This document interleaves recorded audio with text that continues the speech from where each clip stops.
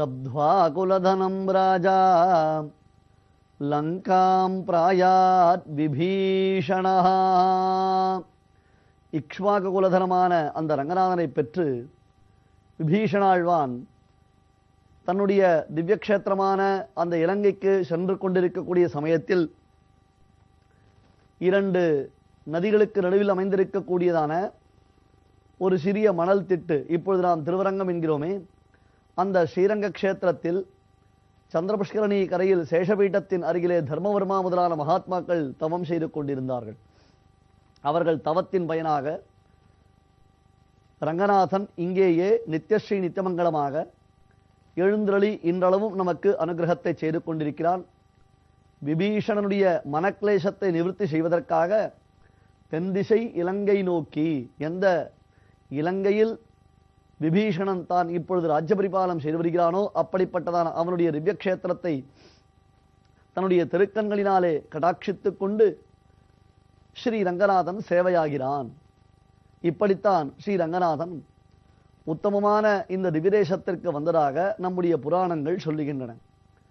ஸ்ரீரங்க மகாத்மியம் எனப்படக்கூடியதான உத்தமமான புராணத்தில் பிரணவாகார விமானத்துடன் பெருமாள் இங்கே எழுந்தருளின வைபவங்கள் அத்தியாச்சரியமாக வர்ணிக்கப்படுகின்றன.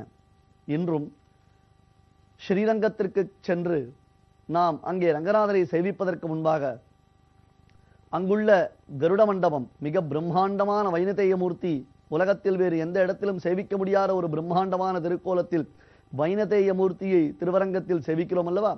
அந்த கருடன் சன்னதிக்கு முன்பாக நாம் பார்த்தோமேனால் ஸ்ரீரங்க க்ஷேத்திர மகாத்மியம் அழகிய சித்திரங்களாக தற்பொழுது வைக்கப்பட்டுள்ளன. அதன் மூலமாக இந்த ஸ்ரீரங்க க்ஷேத்திரத்தின் மகாத்மியத்தை நாம் முழுமையாக அறியலாம். இப்பெருமான் எழுந்தருள் இருக்கக்கூடியதான விமானம், ஒவ்வொரு விமானத்திற்கு ஒவ்வொரு பெயர். காஞ்சி வரதராஜ பெருமாளுடையதான திவ்ய விமானத்திற்கு புண்ணியகோடி விமானம் என்பதாக பெயர். திருவள்ளூர் வீரராகவ பெருமாளுடைய விமானத்திற்கு விஜயகோட்டி விமானம் என்பதாக பெயர். திருமலையப்பனாம் ஸ்ரீனிவாசனுடைய விமானத்திற்கு ஆனந்த நிலைய விமானம் என்பதாக பெயர். இப்படி பெருமாள் எழுந்தருள் இருக்கக்கூடிய அந்த விமானம், அதாவது ஆங்கிலத்தில் சாங்டம் சாங்டோரியம் என்கிறோம் அல்லவா, கர்ப்பகிரகம், அந்த கர்ப்பகிரகத்திற்கு மேலாக இருக்கக்கூடிய விமானம், அதற்குள்ளே திரு கோவிலாழ்வாருக்கு உள்ளே பெருமாளுடைய நித்திய சாநித்தியம். அப்படி பார்க்கும் பொழுது ரங்கநாதனுடைய இந்த விமானத்திற்கு என்ன பெயர் என்றால் பிரணவாகார விமானம் என்பதாக பெயர். நாம் மேலே சென்று சேவிக்க முடியாது, ஆனால் படத்தில் சேவிக்கலாம். இப்பொழுது நாம் சேவிக்கிறோமே, இந்த தங்க விமானம் பிரணவாகார விமானம் என்று புகழப்படுகின்றது. முன்னாடி அதனுடைய முன்புறத்தில் பரவாசுதேவனாக எப்படி உள்ளே அழகிய மணவாளனாம் ஸ்ரீ ரங்கநாதன் பிரயோக சக்கரத்துடன் சேவை சாதிக்கின்றானோ அதே போன்று தான் பரவாசுதேவனாக பெருமாள் இந்த விமானத்தில் சேவையாகிறார். இதற்கு பிரணவாகார விமானம் என்பதாக பொருள். பிரபத்யே பிரணவாகாரம் பாஷ்யம் ரங்கமிவாபரம் பரஸ்ய பிரம்மணோ யத்ர சேஷித்வம் ஸ்புடமீக்ஷதே. இந்த ஸ்லோகத்தை நினைவில் வைத்துக் கொள்ளுங்கள். ஏனென்றால் பகவத் ராமானுஜர் பின்னாளில் அவர் அருளக்கூடியதான உயர்ந்த அந்த பிரம்மசூத்திர வியாக்கியானங்களுக்கு தான் வியாக்கியானம் அருளி செய்த சுதர்சன சூரி என்னும் மகாத்மா அருளி செய்த ஸ்லோகம் இது. ராமானுஜ பாஷ்யத்தை நாம் அறியும் பொழுது இந்த விஷயத்தையும் தெரிந்து கொள்ளப் போகிறோம். பிரபத்யே பிரணவாகாரம் பாஷ்யம் ரங்கமிவாபரம்.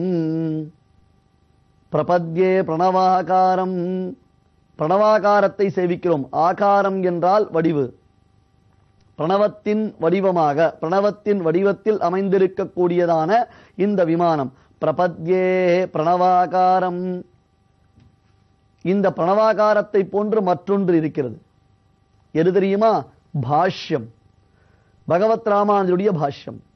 பிரம்மசூத்திரங்களுக்கு உயர்ந்ததான பொருளை எல்லாம் காண்பித்து பகவத் போதாயன கிருதாம் விஸ்தீர்ணாம் பிரம்மசூத்திரவர்த்தியம் பூர்வாச்சாரியாக சம்சிக்ஷுபு தன் மதானுசாரேன சூத்திராட்சராணி வியாக்கியாஸ்யந்தே என்று சுவாமி ராமானுஜர் பிரதிஜை செய்து இந்த பிரம்மசூத்திரங்களை எல்லாம் அங்கே நமக்கு உபதேசம் செய்ய போகிறார்.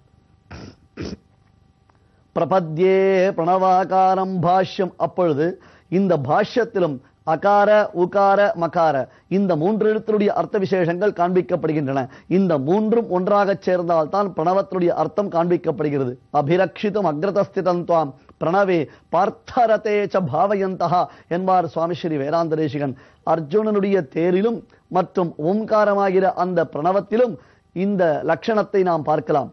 கீழே காஞ்சிபுரத்தில் விந்தியமலை காடுகளிலிருந்து ராமானுஜரை ஒரு இரவிற்குள்ளே வரதராஜ பெருமாள் மீட்டு வந்த சமயத்தில் முன்னே வரதராஜ பெருமாளும் அடுத்ததாக பெருந்தேவி தாயாரும் அடுத்ததாக பகவத் ராமானுஜரும் எழுந்தருளக்கூடிய அந்த சேர்த்தி சேவையை சேவித்தால் அது பிரணவத்தினுடைய அர்த்தத்தை நமக்கு காண்பிக்கிறது என்று சொன்னோம் அல்லவா? அகார உகார மகாரத்துடைய அர்த்தம் இப்பொழுது அந்த பிரணவத்தின் பிரத்யக்ஷ பொருளாய் விளங்கக்கூடிய இந்த பிரணவாகார விமானத்தை நாம் சேவிக்கிறோம். செழுமறையில் முதலெழுத்து சேர்ந்த கோவில் தீராத வினையனைத்தும் தீர்க்கும் கோவில் திருவரங்கம் என திகழும் கோவில் தானே. செழுமறையில் முதலெழுத்து சேர்ந்த கோவில். சுவாமி ஸ்ரீ வேதாந்த தேசிகன் இந்த திவிரேசத்தை மங்களாசாசனம் செய்யும் பொழுது அந்த மங்களாசாசன பாசுரத்தில் காண்பிக்கிறார். செழுமறையில் முதலெழுத்து சேர்ந்த கோவில். செழுமறை, செழுமறை என்றால் முழுமையான வேதம். வேதத்திற்குத்தான் மறை என்பதாக பெயர். ஏனென்றால் வேதத்தில் சொல்லப்பட்டிருக்கக்கூடிய அர்த்தங்கள் அவ்வளவு சுலபத்தில் நமக்கு புலனாகாது, அவைகள் மறைத்து வைக்கப்பட்டிருக்கும்.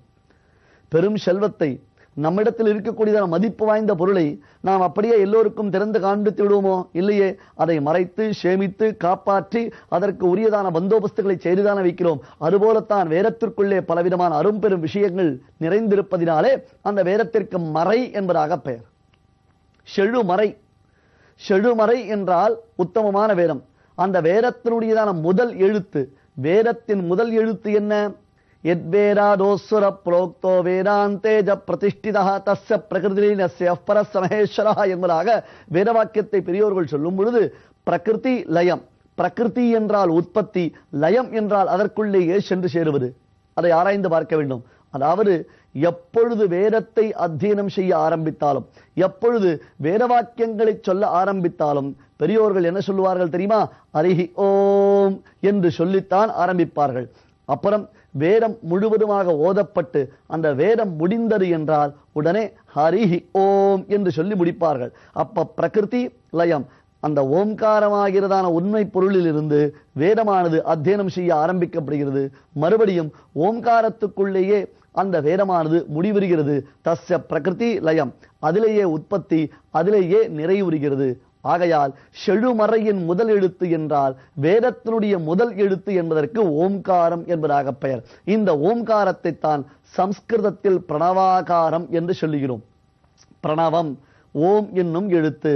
அப்படி இருக்கக்கூடிய பிரணவாகார விமானத்திற்குள்ளே ஸ்ரீ ரங்கநாதன் நமக்கு சேவையாகின்றான். செழுமறையில் முதல் எழுத்து சேர்ந்த கோவில். இதற்கு முன்பாக சேராத பயன் அனைத்தும் சேர்க்கும் கோவில். எதையெல்லாம் நாம் ஆசைப்படுகிறோமோ, நம்முடைய விருப்பங்கள் என்னவோ அத்தனை விருப்பங்களையும் நமக்கு நிறைவேற்றக்கூடிய கற்பக விருட்சமாக, நமக்கு கேட்டதையெல்லாம் அளிக்கும் கற்பக தருவாக இருப்பவன் ஸ்ரீ ரங்கநாதனாம் அந்த பெரிய பெருமாள். ராமாயண காலம் தொட்டே அந்த பெருமானுடைய பெருமை விளங்குகிறது. ஏன்? அதற்கு முன்பாகவே இந்த பெருமாளுக்கு பெருமை உண்டு. கிருதே வரதராஜஸ்து திரேதாயாம் ரங்கநாயகா துவாபரே யாதவாத்ரீஷா கலௌ வெங்கடநாயகா என்பதாக பெரியோர்கள் சொல்லுவது உண்டு. கிருதயுகத்தில் வரதராஜன் பெருமை பெற்று விளங்கினான். ஆதி யுகத்து அயன் கண்டிட நின்ற அருள் வரதர் என்று கிருதயுகத்தில் பிரம்மதேவர் செய்த அஸ்வமேத யாகத்தில் வரதனுடைய ஆவிர்வாவம். திரேதாயாம் ரங்கநாயகா, திரேதாயுகத்தில் ராமனை ஆராதித்ததினாலே பெருமை பெற்று பெருமாளான ராமனாலே ஆராதிக்கப்பட்ட பெருமாள் இவன் பெரிய பெருமாளாக விளங்குவதினாலே ரங்கநாதன் திரேதாயாம் ரங்கநாதனாக. துவாபர யுகத்தில் யாதவாத்ரீஷா, கண்ணனாலே ஆராதிக்கப்பட்ட சம்பத்குமாரன், யதிராஜ செல்லப்பிள்ளை, பகவத் ராமானுஜனுடைய அரும்பெரும் செல்லப்பிள்ளை.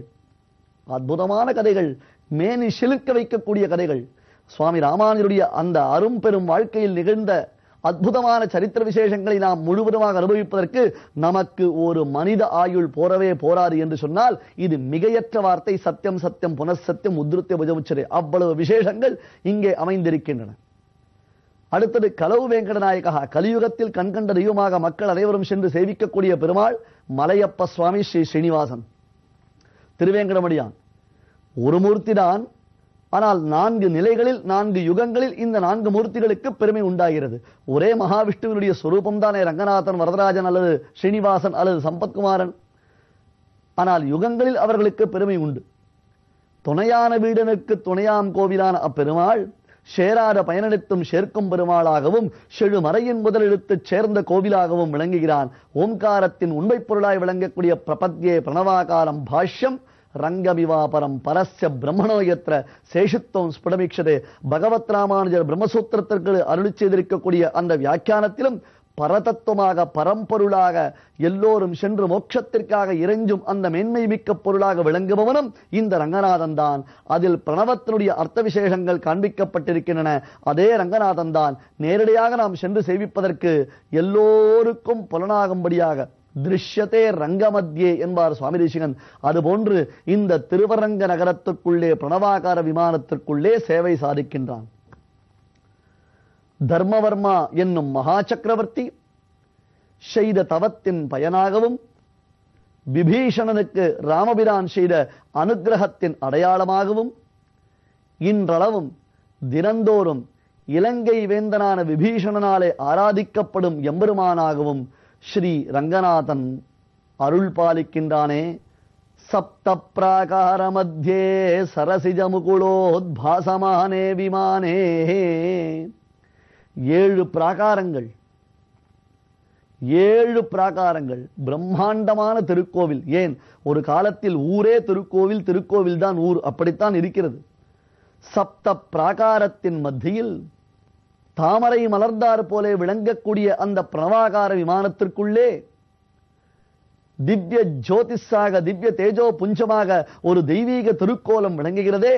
அதனை சேவிப்பதற்காக திருவரங்கப் பெருமாள் அரையருடன் வேக வேக வேக வேக வேகமாக ராமானுஷர் வந்து கொண்டிருக்கிறார். இனி திருவரங்க திரு பொலியப் போகின்றதே.